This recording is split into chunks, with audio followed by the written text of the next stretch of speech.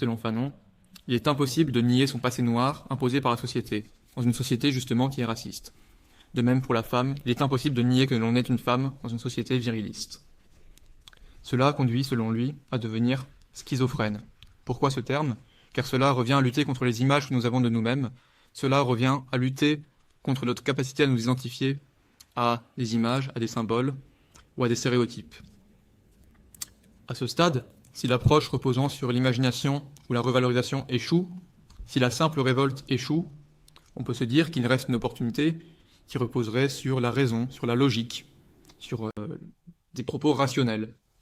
Mais encore une fois, Fanon est assez pessimiste sur ce sujet et dit que cela est dans tous les cas voué à l'échec. Pour Fanon, une méthode qui serait rationnelle, une méthode rationnelle féministe ou antiraciste prônant une égalité sur des arguments fondés sur la raison, est dans tous les cas vouée à l'échec. Pourquoi ? Car la société sexiste, elle, repose sur des arguments irrationnels. Pour le citer, pour un homme qui n'a comme arme que la raison, il n'y a rien de plus névrotique que le contact de l'irrationnel.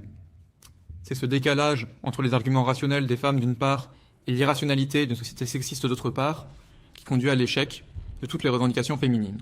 Ce que l'on peut apprendre de Fanon, c'est que effectivement la lutte rationnelle et sur le plan matériel se heurte rapidement à l'irrationnel d'une société sexiste, à sa violence qu'il appelait lui-même atmosphérique, c'est-à-dire la violence symbolique d'un imaginaire collectif qui est biaisé.